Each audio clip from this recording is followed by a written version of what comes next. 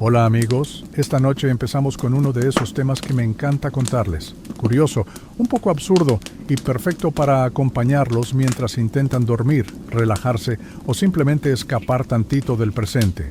Antes de que se pongan cómodos, si les gusta lo que hago en este canal, no olviden dejar su like, suscribirse y contarme en los comentarios desde dónde me están viendo y qué hora es allá. Siempre es divertido ver desde qué rincón del planeta hay gente desvelada. Ahora sí, bajen la luz, pónganse cómodos, una cobijita, un té, tal vez un ventilador de fondo, y déjenme llevarlos con calma por este pedacito raro y fascinante de la historia. Imaginen esto, están en una villa romana al caer la tarde. No hay delivery, no hay refrigerador, no hay microondas, ni siquiera para recalentar unas lentejas. Pero lo que sí hay es una mesa enorme, con manteles bordados, copas de cristal tallado y un banquete que parece sacado de un episodio particularmente ridículo de MasterChef. Hay higos africanos, miel hispánica, vino griego, aceitunas sirias, garum hispano, trigo egipcio y ostras, que probablemente viajaron más que tú este año. Todo esto suena exquisito, ¿sí? Pero hay un pequeño detalle.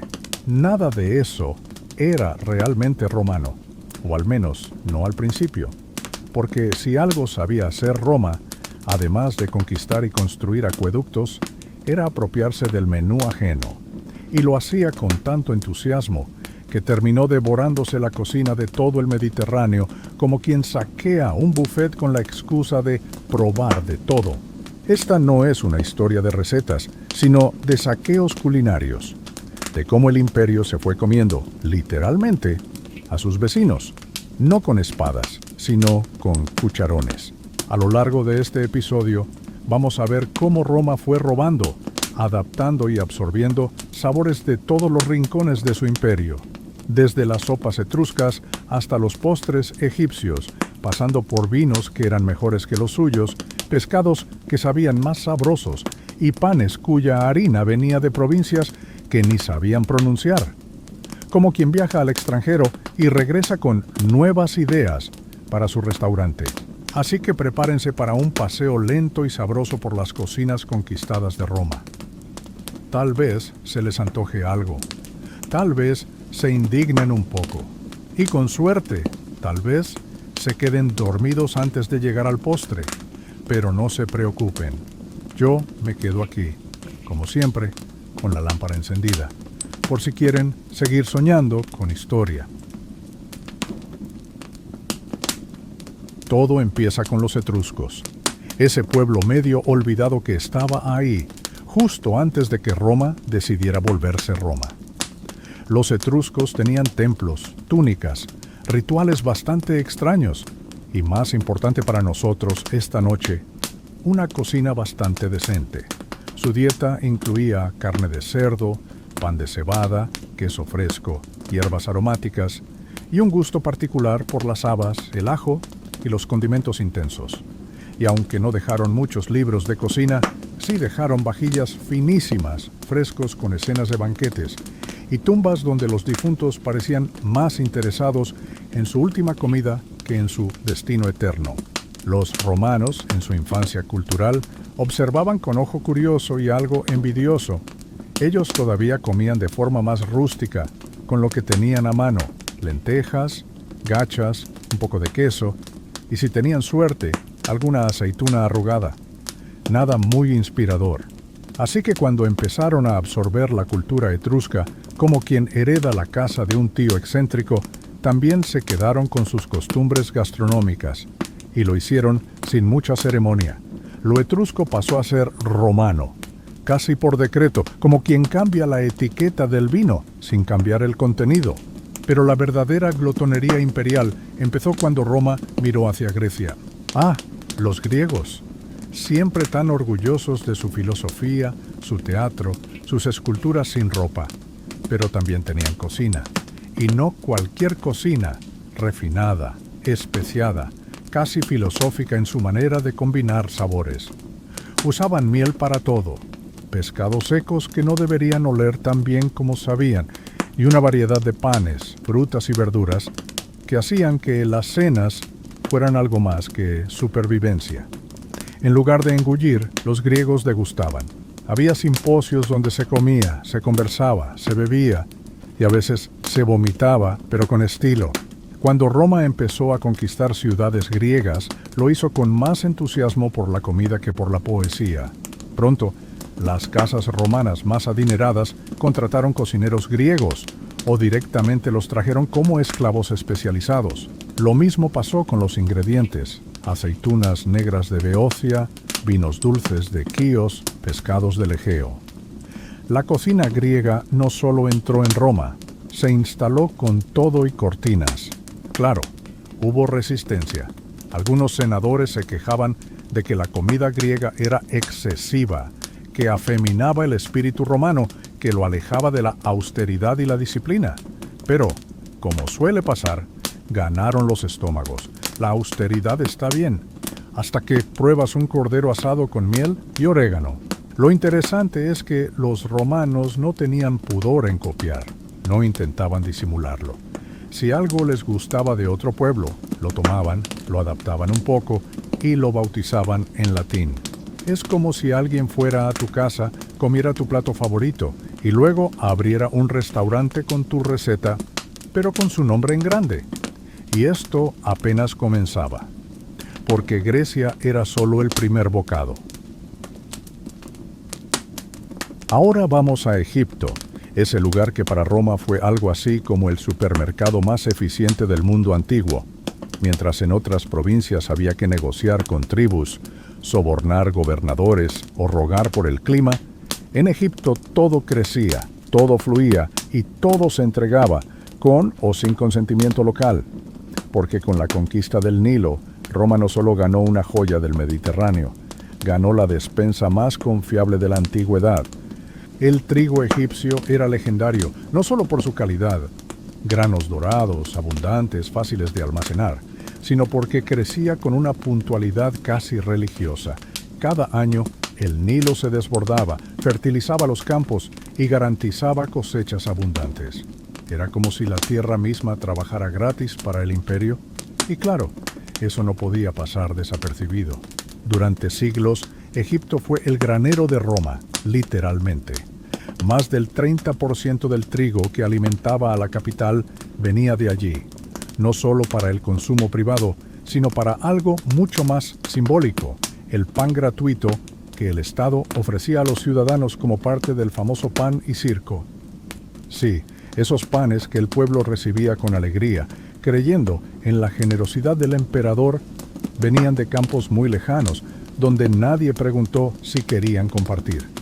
No fue una relación de intercambio, fue una extracción sistemática.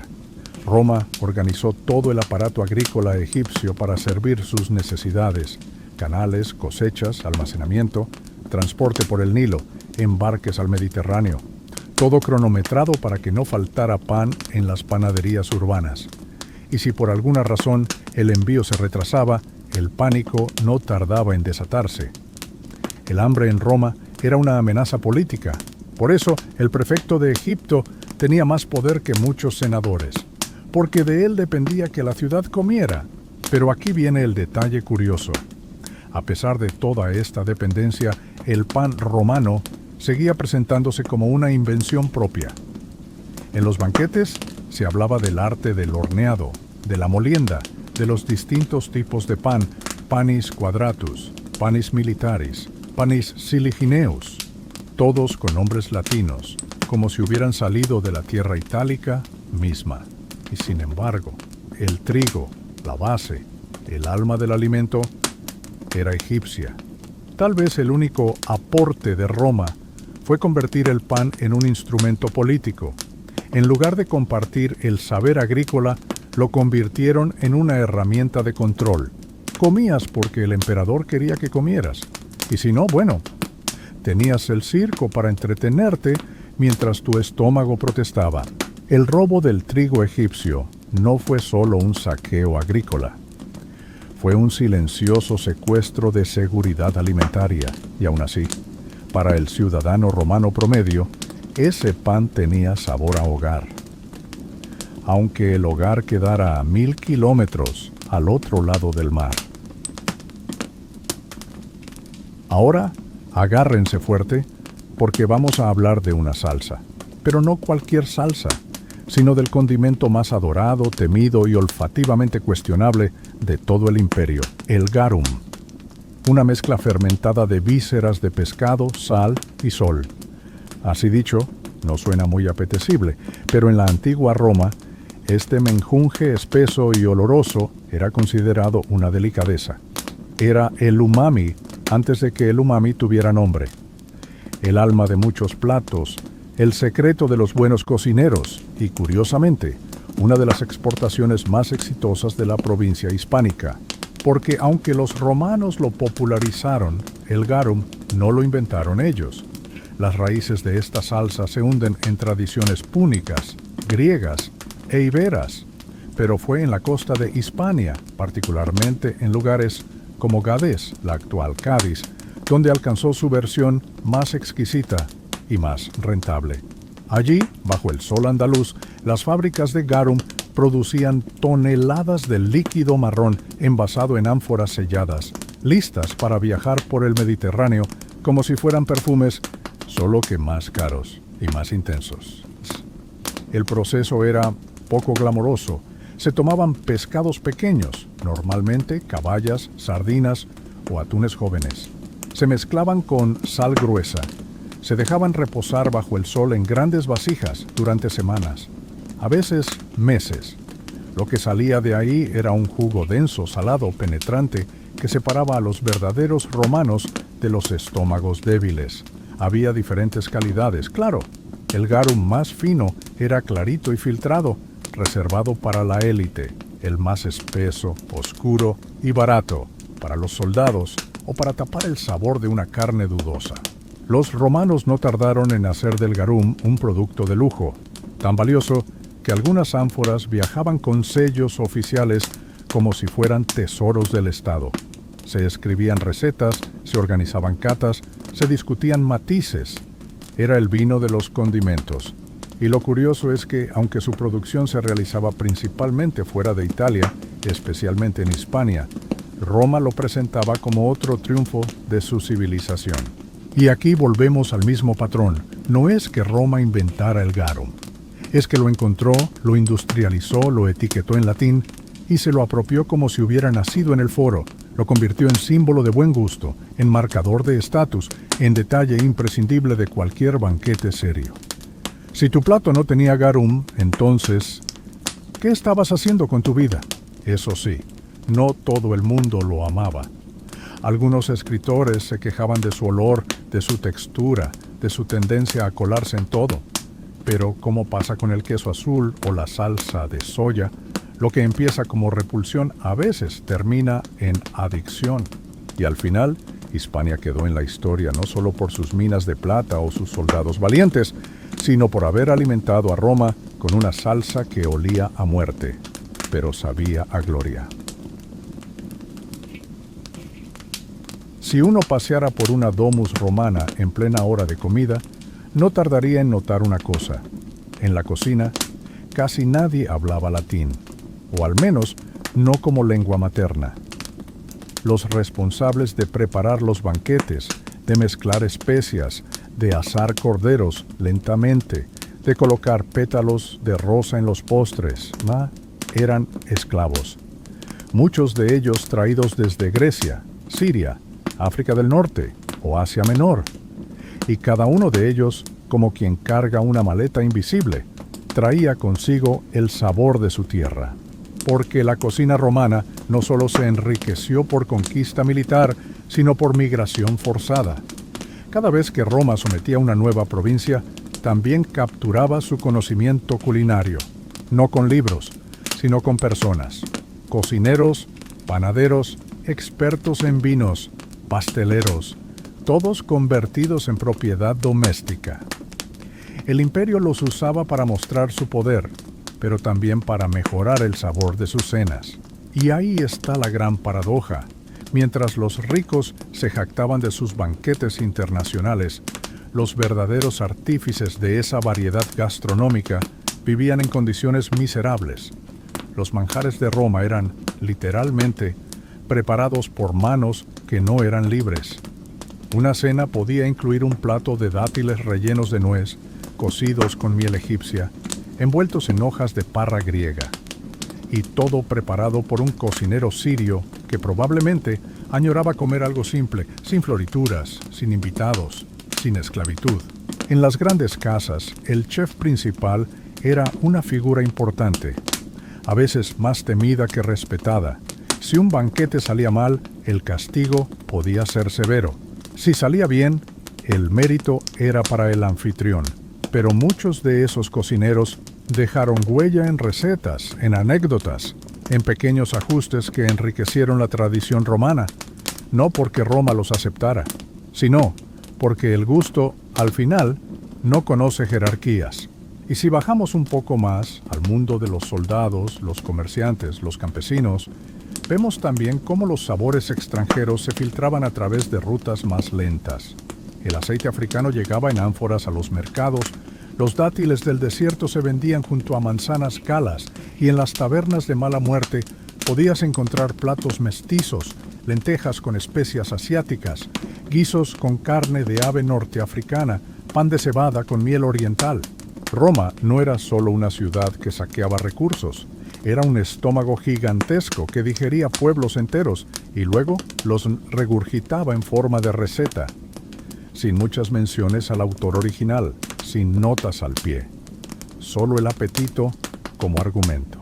Pero en cada bocado, si uno presta atención, hay rastros de otros mundos, el perfume de la canela india, el picor del silphium africano, la textura de los higos palestinos, porque aunque la historia la escriben los vencedores, el menú lo terminan escribiendo los cocineros.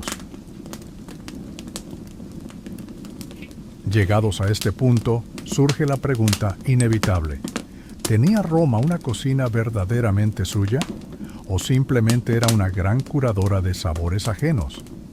Porque si uno repasa los ingredientes, los condimentos, las técnicas, las manos que cocinaban y hasta los nombres de los platos, casi todo viene de fuera.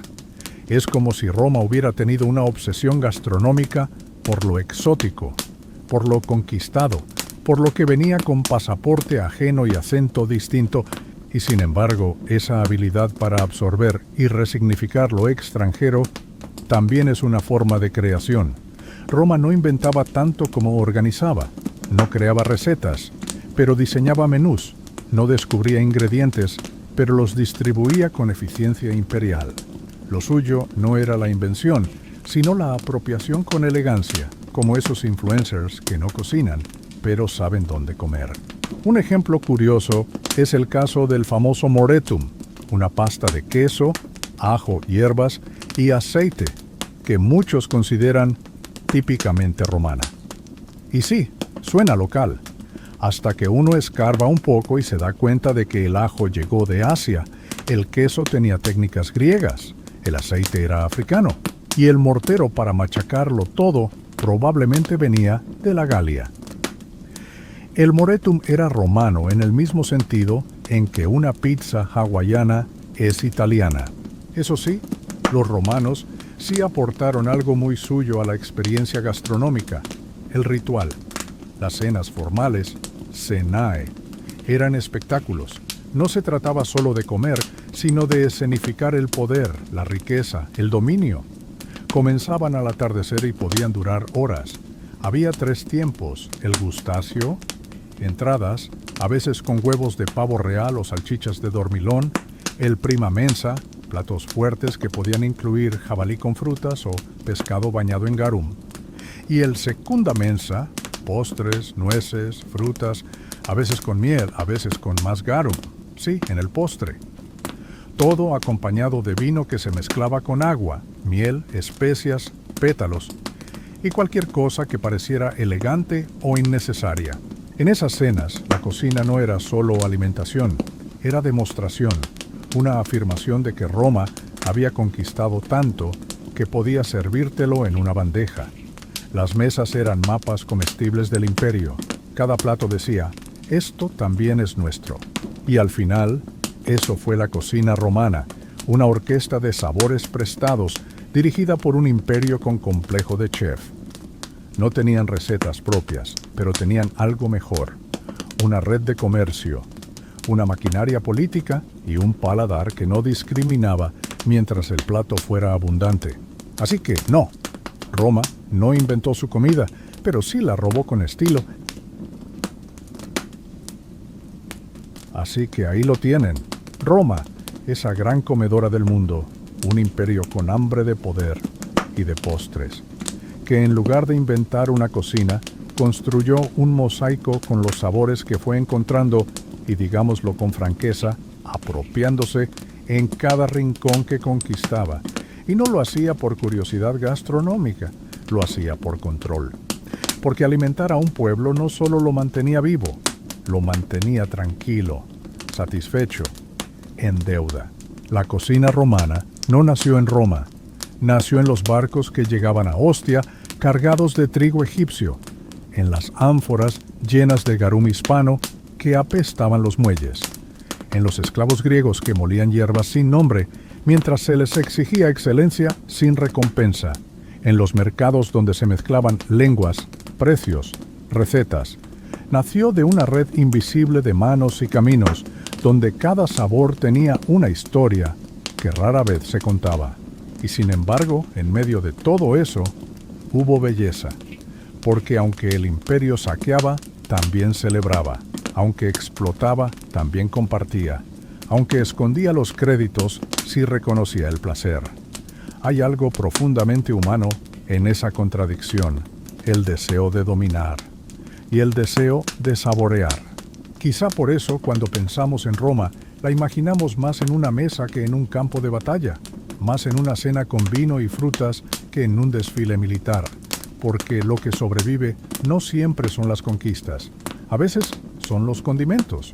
Así que, si esta noche cenaste algo rico, algo con ajo, con pan, con aceite, con miel, tal vez sin saberlo, llevaste un pedacito de historia en la lengua, no romano, pero sí conquistado. Y ahora, si ya se están quedando dormidos, dejen que este banquete imaginario se disuelva en sueños. Dejen que las cocinas se apaguen, que los hornos se enfríen, que los esclavos descansen. Mañana será otro día, con otra historia y otro plato robado. Gracias por acompañarme en esta cena lenta y antigua. Yo me quedo aquí, como siempre, con la lámpara encendida, por si quieren volver.